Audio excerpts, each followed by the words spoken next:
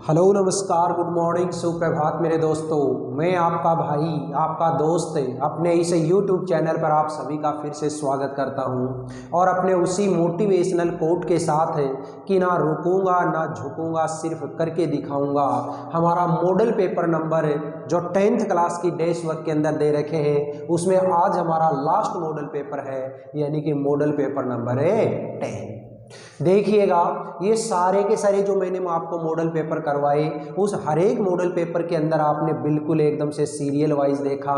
सबसे पहले टेंस, उसके बाद में इनडायरेक्ट स्पीच, उसके बाद में सब्जेक्ट वर्ब एग्रीमेंट, उसके बाद में पैसिव वॉइस, फिर फ्रेमिंग क्वेश्चन और क्वेश्चन टैग। इस पेपर के अंदर भी हम वैसे ही उसी वे के अंदर चलने वाले हैं। तो देखिएगा सबसे पहला जो क्वेश्चन दिया वो क्वेश्चन क्या है दोस्तों, द अर्थ फिर ब्लैंक अराउंड द सन और ब्रैकेट के अंदर दे दिया मून। देखिएगा ये जो सेंटेंस है इस सेंटेंस के अंदर आपको दिखाई दिया अर्थ है, सन है, तो यानी देखते ही हमें समझ में आ जाना चाहिए कि ये जो सेंटेंस है सेंटेंस तो हमारा यूनिवर्सल फैक्ट का है। और यूनिवर्सल फैक्ट या यूनिवर्सल ट्रूथ का जो सेंटेंस होगा उसके अंदर हमेशा प्रेजेंट सिंपल टेंस, और प्रेजेंट सिंपल है तो या तो V1 है या फिर V5 है।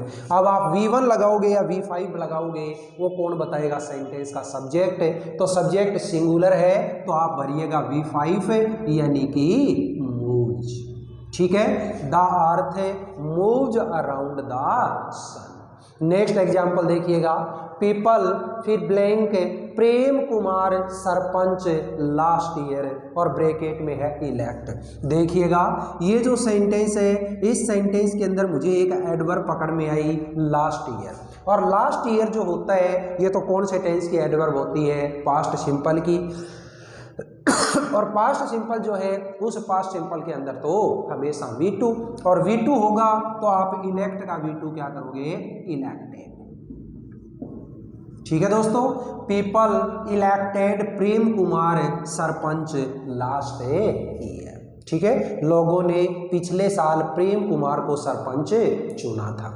आगे देखो, लुक द रिवर फिर ब्लैंक वेरी फास्ट नाउ और ब्रैकेट में है फ्लो। दोस्तों एक ही सेंटेंस के अंदर आपको दो एडवर्ब दे दिए, कौन सी, एक तो नाउ और एक है लुक, और दोनों की दोनों जो एडवर्ब है ये कौन से टेंस की है, हमारी प्रेजेंट कंटिन्यूअस की। अब प्रेजेंट कंटिन्यूअस है तो आपको पता होना चाहिए कि प्रेजेंट कंटिन्यूअस के अंदर तो is am are plus fourth form आती है।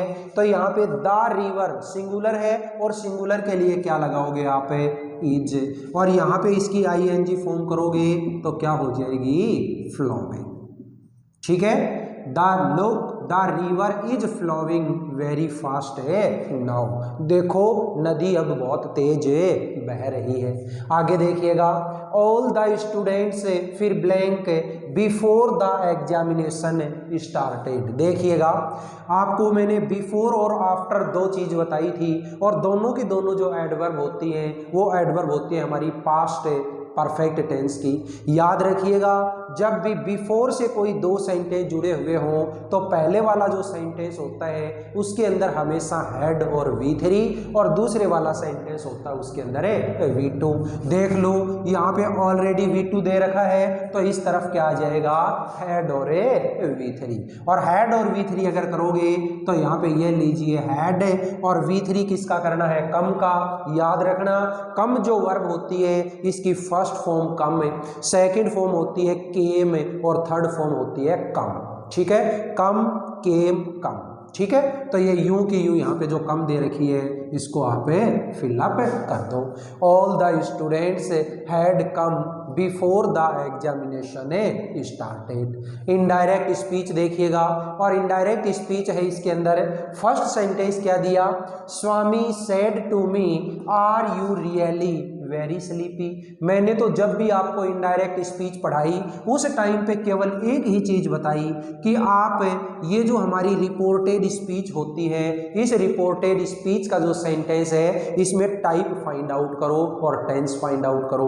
तो टाइप कौन सी टाइप मिली आपको, इंटेरोगेटिव, और इंटेरोगेटिव भी कौन सी, हेल्पिंग है वर्ब वाली। जब भी इंटेरोगेटिव सेंटेंस आपको मिलता है तो सेड टू को किस में बदल दो, आस्क्ड में। तो ये लीजिएगा दोस्तों, स्वामी आस्क्ड मी। दोनों सेंटेंस को जोड़ने के लिए जो कोमा है इसको हटाओगे और इसकी जगह पे या तो इफ लगाओ या फिर वेदर लगाओ। अब जो ये इंटेरोगेटिव सेंटेंस दे रखा है इसको सिंपल में बदलिएगा। सिंपल में कैसे, जब यू यहाँ पे आ जाए और ये आर यहाँ पे चला जाए, तो यू जब यहाँ पे आया तो यू कैसा पर्सन है, second person, and second person will be changed according to the object of reporting verb. Object क्या है, मी, तो इस मी का जब सब्जेक्ट बनाओगे तो मी की सब्जेक्टिव फॉर्म होती है आई। अब आगे देखिएगा, ये आर जब यहाँ पे आया तो आर कौन सा टेंस है, past continuous, will be changed into, sorry are है प्रेजेंट कंटिन्यूअस, किस में चेंज हो जाएगा, पास्ट कंटिन्यूअस में। और पास्ट कंटिन्यूअस में आई के साथ क्या लगाओगे, watch. I was really very sleepy. ठीक है, नेक्स्ट सेंटेंस देखिएगा, I said to Rashida there is no string for your kite. Sentence की जो टाइप है वो टाइप देखिएगा, कौन सी टाइप है, सिंपल, और सिंपल टाइप है तो सेड के साथ में अगर टू लगा हुआ है तो किस में बदल दो दोस्तों, टोल्ड में। ये लीजिए, आई टोल्ड राशिदा। दोनों सेंटेंस को जोड़ने के लिए इस कोमा की जगह पे क्या लगाओगे, दैट। आगे देयर, अब इज सेम वही बात, प्रेजेंट कंटिन्यूअस में किस में चला जाएगा, पास्ट कंटिन्यूअस में। There was no string for. अब देखो योर अलग से लिख लो, यू, योवर, यू। आपको पता है you is second person and second person will be changed according to object. Object क्या है, राशिदा, लड़की है, लड़की के लिए क्या प्रोनाउन काम में लेते हो, शी। इसकी तीनों फॉर्म में हर और हर। किसको चेंज करना है आपको, योवर को। योवर के सामने क्या आया दोस्तों, हर, तो ये लीजिए हर काइट। ठीक है, नेक्स्ट देखिएगा, सब्जेक्ट वर्ब एग्रीमेंट। और सब्जेक्ट वर्ब एग्रीमेंट का जो रूल है, ये रूल मैंने आपको सारे के सारे रूल आपको बहुत अच्छे से करवा रखे हैं। देखिए फर्स्ट क्वेश्चन क्या दिया, यू एंड ही। बस मुझे तो इतना ही देखना है, याद करिएगा कि एंड से जब कोई भी दो प्रोनाउन जोड़ दिए जाते हैं, एंड से कोई भी दो प्रोनाउन जोड़ दिए जाते हैं तो उसके बाद में आने वाली जो वर्ब होती है वो हमेशा प्लूरल होती है। तो देखो एंड से दो प्रोनाउन जोड़े, एक तो यू और एक है ही, तो दोनों के दोनों जुड़ने के कारण ये प्लूरल बन गए, और प्लूरल बन गए तो आने वाली जो वर्ब है वो कैसी होगी, प्लूरल है। तो क्या हो जाएगा यहाँ पे, आर। ठीक है दोस्तों, अब यहाँ पे बहुत सारे लोग गलती कर देते हैं कि ही के साथ आर नहीं आता सर, ही के साथ इज लगाओ। अरे इज नहीं भाई, ये जो रूल है ये रूल याद करो कि एंड से जब कोई भी दो नाउन या दो प्रोनाउन जोड़ दी जाए तो आने वाला जो वर्ब होती है वो हमेशा प्लूरल होती है। तो क्या भरोगे यहाँ पे, आर। नेक्स्ट देखो, no one besides these students blank his name, और आगे दे दिया नो और नोज। पहली बात तो ये आती है दोस्तों कि इन दोनों की दोनों वर्ब के अंदर है कौन सी सिंगुलर है कौन सी प्लूरल है। मैंने तो एक छोटी सी ट्रिक बता रखी है, जिसके लास्ट में S E S I S जुड़ा हुआ है ना, यानी एस, तो S for a singular, S for a singular. तो यानी कि ऐसी वर्ब जो विद एस ई एस या आई एस है वो तो होती है सिंगुलर, और without S E S I S होती है वो होती है प्लूरल। इतनी बात याद हो गई। अब यहाँ पे मुझे सिंगुलर भरनी है या प्लूरल भरनी है, वो देखिएगा। बिसाइड्स से दो सब्जेक्ट जोड़ रखे हैं, एक तो ये वाला और एक ये वाला। याद करो मेरा जो सब्जेक्ट वर्ब एग्रीमेंट का जो रूल था, उस रूल को कि कोई भी दो subject as well as, with, along with, besides और टुगेदर विद से जोड़ दिए जाएं तो आने वाली जो वर्ब होती है वो हमेशा फर्स्ट सब्जेक्ट पे डिपेंड होती है। फर्स्ट सब्जेक्ट क्या है, सिंगुलर, तो आने वाली जो वर्ब है वो भी सिंगुलर। अब इसमें सिंगुलर ये है कि ये है तो कौन सी होगी मेरी, नोज। ये लीजिए दोस्तों नोज। Is that clear? बताइए, टेंस, इनडायरेक्ट स्पीच और सब्जेक्ट वर्ब एग्रीमेंट तीनों चीजें कंप्लीट हुई या नहीं? अब कंप्लीट हो गई है तो इसके बाद में आगे जो पैसिव वॉइस वाला जो बचा हुआ पार्ट है उसको लेते हैं। अभी देखिएगा जस्ट,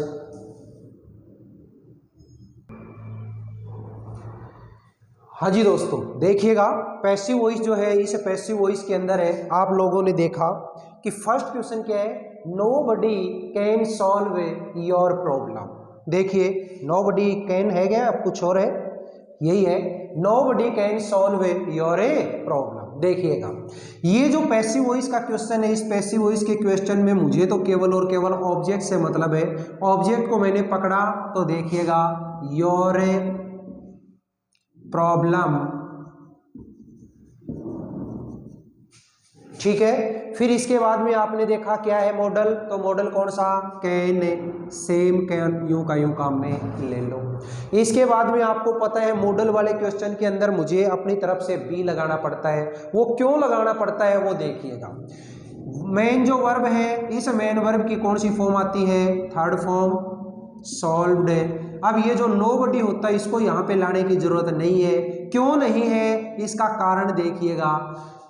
मैंने आप लोगों को साफ साफ बता रखा है कि अगर कोई भी इनडेफिनेट प्रोनाउन होता है वो पीपल, पुलिस, दे और कैटल, ये ऐसे सब्जेक्ट होते हैं जिनको सब्जेक्ट से ऑब्जेक्ट में बदलने की जरूरत नहीं होती। तो क्या हो गया question, your problem can be solve.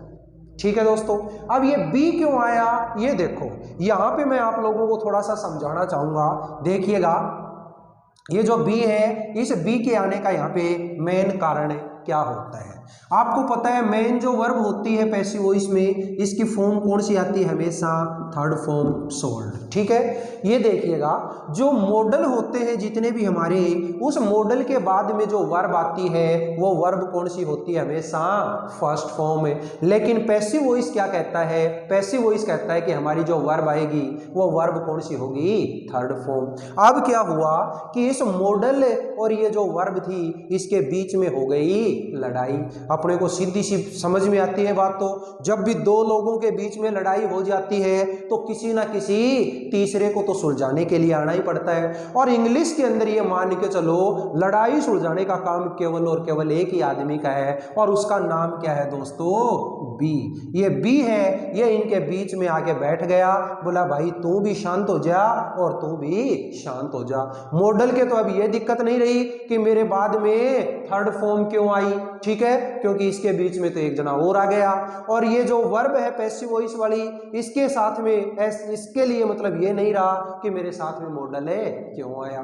तो यानी कि ये कैन और ये जो मेन वर्ब है थर्ड फॉर्म है, इसके बीच में लड़ाई सुलझाने का काम किसने कर दिया, इसे बी ने कर दिया।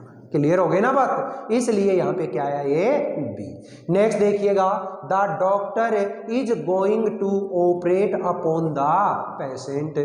देखिएगा इस सेंटेंस का ऑब्जेक्ट है ये क्या है, द पेशेंट। ये लो भाई, द पेशेंट। अब यहां पे सेंटेंस है किसका, इज गोइंग टू का। तो पेशेंट है, ये पेशेंट आपको पता है सिंगुलर है, और सिंगुलर है तो जैसा का जैसा ये गोइंग टू लगा रखा है वैसा का वैसा हम लगाएंगे, इज गोइंग टू। ठीक है, अब देखिए मेन जो वर्ब है, इस मेन वर्ब की कौन सी फॉर्म आती है पैसिव वॉइस में, थर्ड फॉर्म। तो ये लीजिए ऑपरेटेड, और साथ में लगा हुआ जो प्रीपोजिशन है उसको यूं का यूं लगा दो, ऑपरेटेड। अब यहाँ पे भी सेम वही बात हो गई कि टू होता है, इस टू के बाद में तो वर्ब कौन सी आनी चाहिए, फर्स्ट फॉर्म। आपने सुना होगा एक चीज के बारे में, इन्फिनिटिव। क्या होता है, इन्फिनिटिव। और इन्फिनिटिव का जो रूल होता है वो क्या है, 2 + V1, 2 + V1। अब यहाँ पे टू के बाद में आना तो चाहिए V1 है, लेकिन पैसिव वॉइस कहता है भाई मैं तो थर्ड फॉर्म लेऊंगा। फिर से इसके और इसके बीच में धक्का मुक्की शुरू हो गई, और धक्का मुक्की शुरू हो गई तो उसको सुलझाने के लिए तो आपको अभी अभी मैंने बताया केवल एक ही आदमी है इंग्लिश में, और वो कौन है? बी। ये लीजिए भाई, ये इसके बीच में आ गया और बोला भाई तू भी शांत हो जा और तू भी शांत हो जा। हो गए दोनों। तो देखिएगा, the patient is going to be operated upon. अब ये जो सब्जेक्ट है, इस सब्जेक्ट को यहां लेके आओ चाहे मत लेके आओ, क्योंकि सीधी सी बात है, पेशेंट है तो पेशेंट के ऑपरेशन की बात हो रही है, तो पेशेंट का ऑपरेशन कौन करेगा? डॉक्टर करेगा, मैं तो करूंगा नहीं। ठीक है, तो सीधी सी बात है, ये यहाँ पे इस सब्जेक्ट को यहाँ लेके आओगे तो भी सही है और नहीं लेके आओगे तो भी सही है। इसको यहीं तक छोड़ दो आप, the patient is going to be operated upon, बस। ठीक है, नेक्स्ट सेंटेंस देखिएगा, Gandhi wanted his wife to be educated. देखो किससे शुरू करना है? व्हाट से शुरू करना है। अब व्हाट से शुरू करना है तो व्हाट क्या है? मेरा WH वर्ड, और WH वर्ड का आपको स्ट्रक्चर एक बार नहीं कई बार बताया हुआ है, ध्यान से सुनिएगा। WH वर्ड सबसे पहले, इसके बाद में हेल्पिंग वर्ब, इसके बाद में सब्जेक्ट, फिर इसके बाद में मेन वर्ब, और इसके बाद में ऑब्जेक्ट, और लास्ट में क्वेश्चन मार्क। ये स्ट्रक्चर अगर दोस्तों आपको याद है ना तो सब कुछ याद है। WH वर्ड तो इसने लगा के दे दिया, आपको लगाना नहीं है। हेल्पिंग वर्ब है तो हेल्पिंग वर्ब कौन बताएगा? ये वाली चीज। तो ये क्या है? वांटेड V2 है, वर्ब की सेकंड फॉर्म है, और सेकंड फॉर्म है तो आपको पता है सेकंड फॉर्म है तो क्या लगाओगे? Did.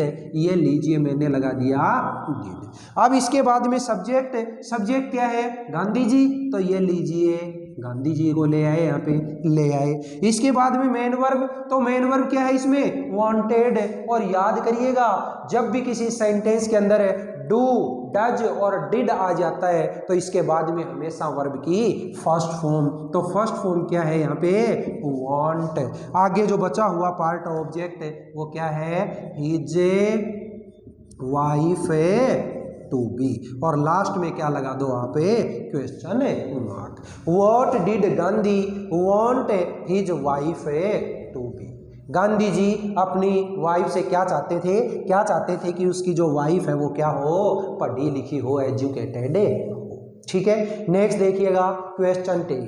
The Indians forgot about their glorious past during a foreign rules. ठीक है, विदेशी रूल्स के दौरान जो इंडियंस थे वो अपने ग्लोरियस को भूल गए थे। ठीक है, अब देखिएगा, जब भी क्वेश्चन टैग की बात आती है मैंने तो केवल और केवल एक ही बात सिखाई आपको कि आप उस सेंटेंस के अंदर हेल्पिंग वर्ब ढूंढ के लेके आओ। हेल्पिंग वर्ब इस सेंटेंस में है ही नहीं, इसमें तो मेन वर्ब है और मेन वर्ब की है सेकंड फॉर्म। सेकंड फॉर्म है तो सबसे पहले क्या लगा दो बाबा? आप लगा दो भाई डिड। मैंने तो एक बात और बताई कि जब भी क्वेश्चन टैग की बात आती है तो बच्चे बन जाओ। बच्चे बनने का मतलब नोट है तो हटा दो और नहीं है तो लगा दो। ठीक है, मम्मी बोलती है ये काम कर ले, नहीं करूंगा, और ये काम मत करे, करूंगा। ठीक है, लेकिन ऐसी जो बात बोलनी है वो तभी बोलनी है जब मम्मी के हाथ में झाड़ू या चप्पल ना हो। तो देखना यहाँ पे हमारी जो मेन वर्ब है वो मेन वर्ब क्या लगा दी? सॉरी, मेन वर्ब है फॉरगॉट, और ये सेकंड फॉर्म है इसलिए हेल्पिंग वर्ब क्या लगा दी? डिड। यहाँ नोट है क्या?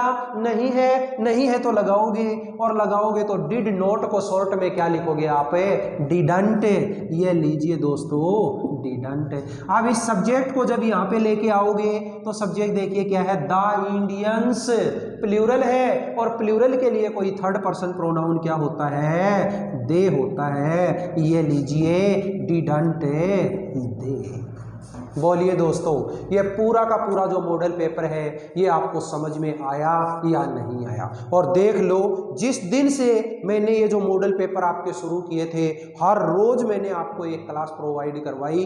तो ये संजीव डेश वर्क जो हमारी 10th क्लास की थी, इस संजीव डेश वर्क को मैंने कंप्लीट पेपर नंबर फर्स्ट से लेकर के और पेपर नंबर लास्ट तक आप लोगों को मैंने करवा दिया। इसी तरीके से हम आने वाले जो दिन हैं उनके अंदर अपनी जो एक्सीलेंट की जो डेस्क वर्क और है उसको भी करेंगे, लेकिन कल से एक बार थोड़ा सा 12th क्लास के लेवल का भी कुछ कर लिया जाए। तो 12th क्लास की जो डेस्क वर्क है उस 12th क्लास की डेस्क वर्क को भी हम पहले एक बार कुछ 5-7 दिन में ये निपटा देते हैं। फिर से मैं 10th क्लास की बारी लेऊंगा और फिर दोबारा मतलब 12th क्लास की जो सेकंड वाली जो डेस्क वर्क है उसके ऊपर मैं आऊँगा। ठीक है, आपके पेपरों से पहले पहले मैं 10th क्लास की भी, 12th क्लास की भी और 8th क्लास की भी, ठीक है, तीनों बोर्ड क्लास की जो भी डेस्क वर्क आएंगी उन सारी की सारी डेस्क वर्क को मैं आपको प्रोवाइड करवाऊंगा। चाहे मुझे दिन में 1 नहीं 2 या 3 क्लास भी अगर अपलोड करनी पड़े तो भी मैं जरूर